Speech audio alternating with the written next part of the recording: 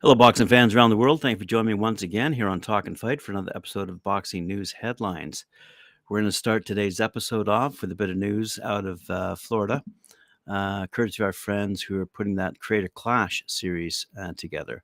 You might recall that we were promoting it's influencer-based boxing, but it is somewhat of an interesting genre because all of the net proceeds, as we reported, are going towards various different charities, which is something that a lot of the boxers should listen to, quite frankly. Let me just read a little bit of this. Following the success of 2022's inaugural Creator Clash, which sold out a 10,000 seat arena and over 100,000 pay-per-views and raised over $1.3 million for charity. The influencer boxing event returns, Creator Clash 2, on Saturday, April 15th at the does that say 21,000 seat? Wow. 21,000 seat Mbilli Arena in Tampa, Florida. Wow. Very good stuff. Anyway, I just wanted to get to the so there's a whole bunch of matches going on, 12 matches featuring iDubbbz, who's putting this whole thing together. But what I wanted to get to is the charities that these guys are giving this money to. So they're going to raise, again, way over $1 million. NAMI, it's going to the kidney foundations, Nicholas Children's Hospital, Kids Cancer Foundation, Cure Sarcoma, America Heart Association, Alzheimer's Association, Critical Role Foundation, MS Society. And I'm just saying to myself, wow. So they're attracting an awful lot of people. I mean, the millions of people, okay, they have altogether, quote, the creators involved have over 57 billion lifetime views and over 259 million followers. So they have the potential to raise an awful lot of money for these various charities by going into the ring and boxing. And they're not taking it, shall we say, for fun. They're taking it very seriously. They're being very well trained. Well, they can afford the best of the best when it comes to trainers. And they're doing exactly that. They're going to put on another great show and raise a lot of money. And I just thought you, my boxing fans out there, would enjoy hearing that as well. You might recall Otto Wallin. All right, well, he's stepping back into the ring to face Halaman Olguin. Wallin, he's 24-1 with 14 knockouts, will face Olguin in an 8-round heavyweight fight coming up at the Castleton Banquet and Convention Center. That's in Windham, New Hampshire. As y'all might recall, Wallin lost a competitive unanimous decision to heavyweight champ Tyson Fury back in 2019. And Wallin is currently ranked by the WBO at number 3, WBC number 9, and by the IBF at number 12. But a victory this Friday against Olguin, whose record is 9-4-1, could potentially lead to more mega fights with the heavyweight elite, including Deontay Wilder, Anthony Joshua, and possibly Alexander Usyk. So that's a bit of an update on Otto Wallin, who comes to us courtesy of Sweden. Bouncing around the globe, something that I'm sure a lot of you are familiar with. In the city of Baltimore, they have a street called the Charmtastic Mile. Love that 1.3. The famed 1.3 mile corridor located in the heart of Cham City that connects downtown West, the Inner Harbor, and Harbor East, that is now listed on Google search as one of the most famous streets in America, is reporting the unveiling of the proposed headline title name for the upcoming mega fight between Baltimore's native son, Gervonta Tank Davis, 28-0, 26 knockouts, and King Ryan Garcia, 23-0 with 19 knockouts.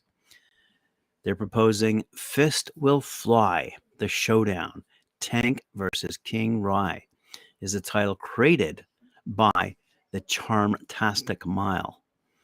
As you might recall, 50 years ago, in 1973, January 1973, George Foreman became the new heavyweight champion of the world when he defeated Joe Frazier by crushing the man known as Smokin' Joe in less than 2 rounds of their scheduled 15-rounder. in Kingston, Jamaica. The Charmtastic Mile will present the title name to the Tank Davis and Ryan Garcia team and promoters to see if they like the headline name for approval and usage. I'm sure money talks when it comes to naming rights. Tank Davis and Ryan Garcia earlier this week finalized and have signed a contract to fight on April 15th to honor the 50th anniversary of that most famous heavyweight of title fights. And the headline title, Fist Will Fly, the showdown, is being released, although it has not been approved, and apparently it needs to be approved. So I can't see it being denied, but the fight scheduled for April 15th will also be the 38th anniversary. That was a fight that took place back in 1985. The thrilling 8-minute known as The War between Marvin Hagler and Thomas Hearns. As one of the most remembered fights in boxing history, Hagler and Hearns were throwing haymaker punches for 8 minutes, with Hagler emerging as the victor. It's a night for those who witnessed that fight, a night for those I will never forget. Hagler versus Hearns mega fight was also inspirational to the Fist Will Fly, their showdown, Tank versus King Rye title name. Let's move along to another story. Zach is back. You might recall super middleweight Zach Chelli. Well, he will return to action on February 11th at the OVO Arena in London when he takes on the magician Anthony Sims Jr. This hugely exciting international wildcard contest, in association with headline event partners Bet365, joins an action-packed card in the capital, London, headlined by Adam Azim. English super middleweight champion Chelli, 12 1-1, 6 knockouts, celebrated a unanimous points victory over Jermaine Brown on his last outing at Wembley in June of 2022. And he was set to defend his title last November at Alexandra Palace before his opponent, Lerone Richards, was forced to withdraw at the 11th hour. Now, Chelli, who has high aspirations of making big strides in the 168-pound division this year, faces a huge step up against the tough American knockout specialist. Sims Jr., whose record is 23-1 with 20 knockouts, stands at 6'1" and has stopped 20 of his 24 opponents. Won the WBA Intercontinental Super Middleweight title in 2021, and he's the cousin of legendary Floyd Mayweather Jr. The 27-year-old from Indiana is renowned for his destructive and devastating power with impressive 20 knockouts on his resume, and Chelli insists this is a fight fans in London will not want to miss. Good stuff. Chelli said, after the disappointment of not fighting last November, it's great to be back at the OVO in Wembley. This will be a real good fight for me. I'm training hard, and I want to make a big impact on the division this year. I'm looking forward to taking an experienced man from overseas in Sims Jr. and stealing the show. Yes, sir. We'll see about that. I have the Tiger have some news for us. Out of Montreal, Quebec, after impressing boxing fans in 2022 with explosive performances that propelled him to the peak of the rankings, Christian Mbilli, 23-0, 20 knockouts, is looking to continue his success in 2023. Next March 23rd, that's this March 23rd, he will confront his first adversary of the year as he puts his WBC and WBA International Continental of the Americas titles on the line against heavy hitter Carlos Gongora. He's 21-1, by the way, 16 knockouts. In the grand finale of a Cabaret de Casino de Montreal event, simulcast starting at 7 p.m. on punchandgrace.com, as well as being shown on ESPN Plus in the USA. Thanks to his powerful knockout of Najib Mohammadi that went viral, his decisive second-round victory against DeAndre Ware, and his win in an intense 10-rounder against Vaughn Alexander in France last December, Christian Mbilli finds himself second in the WBC rankings, fifth in the WBA rankings, and seventh in the IBO rankings. In addition, he's ranked fifth worldwide by Ring Magazine. 2023 will be a pivotal year, says I, the Tiger, for his development and for his quest for a world championship fight. And his opponents will leave him very little room for error, as The Eye of the Tiger general manager Antonin Dakari points out. Christian never ceases to impress me. Fight after fight, he showcases not only his talent but his earnestness and his will to win and to face the very best. Gongora is not only the strongest opponent he's ever faced, but also one of the best fighters to have climbed into the ring at the Casino de Montreal. He's much bigger than Christian, a southpaw with enough punching power to quickly put an end to the fight at any time. He is exactly the type of boxer we usually want to avoid. Fair enough. We'll see. Look forward to those results and see what happens.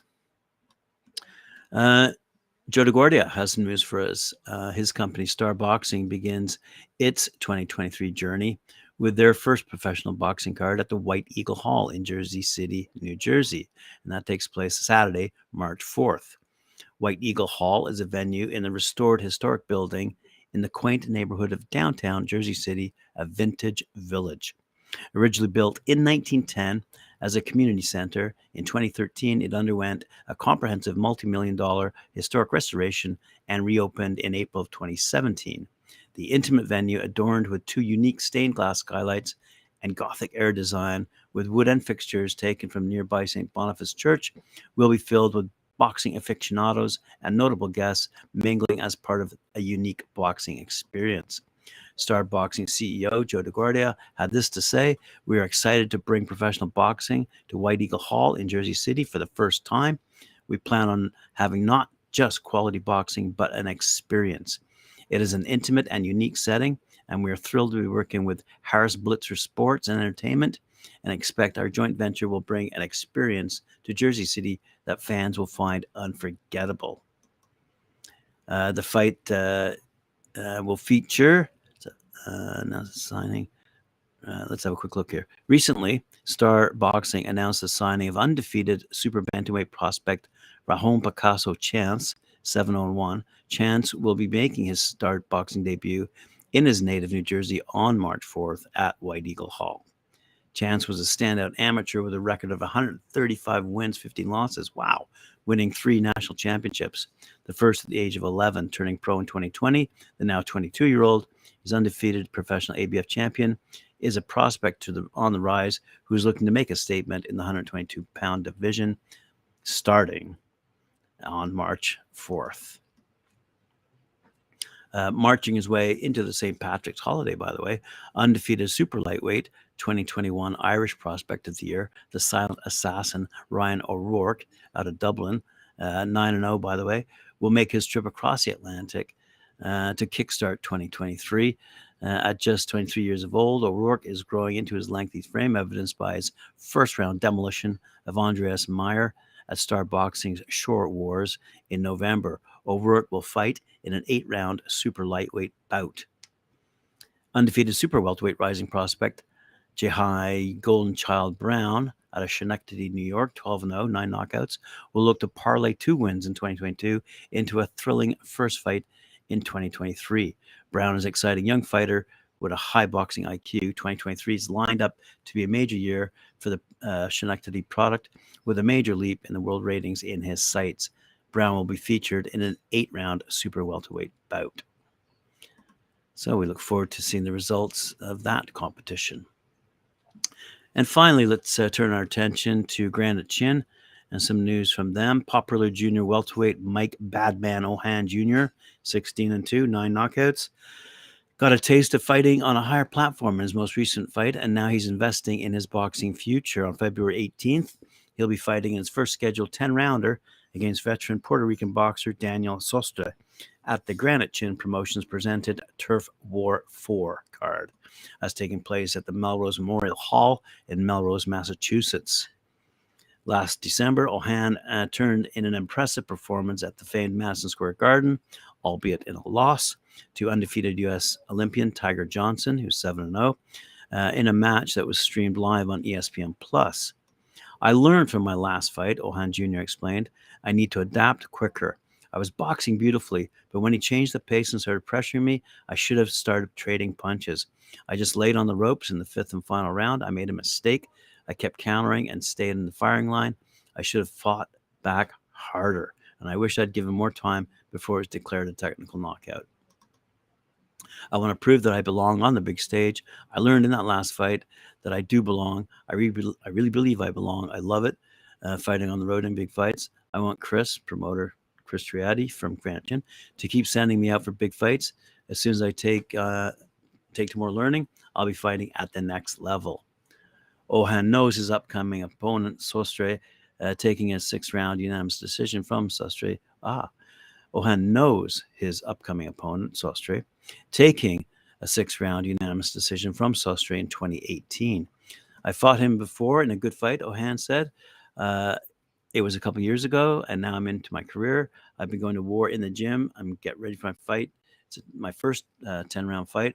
I'm training for 10. I've been standing in the pocket and trading. I can't see this guy making it 10 rounds. I just don't see it. Sostre in a 10-rounder is the first step in Ohan's journey back to the big stage. Said Granite Chin Promotions President Chris Chelli. I was very impressed with Mike's last performance at Madison Square Garden. A few adjustments, and that would have been a completely different fight. The great thing was that he learned from it. He didn't make excuses. On February 18th, we're going to give Mike his inaugural 10-round bout against a tough, durable guy in Sostre. Then, after he takes care of business, we're going to see what opportunities are out there for him. Well, there you have it, Talkin' Fight fans. Thank you very much for joining me once again here on Boxing News Today. Appreciate it. Remember to like, share, subscribe, hit that notification bell, and we'll see you later on at 4 p.m. When I join Mike Ohan and Cedric Ben for their show, Knuckle Up. Thank you.